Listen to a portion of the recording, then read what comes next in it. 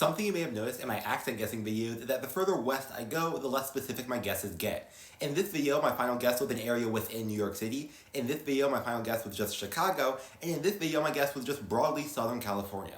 So why are West Coast accents so much harder for me than East Coast ones? Well, the first and less interesting reason is that the longer a place has been settled, the more time accents will have to develop and grow apart from each other.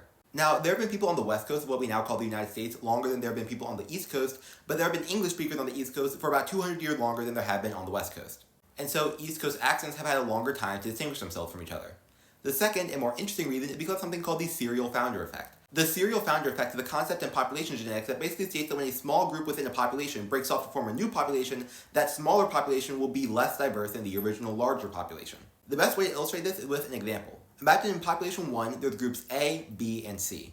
One day, 50% of members of group B and 50% of members of group C decide to split off and create population 2. Population 2 has to be less diverse than population 1 because it doesn't have any members of group A in it.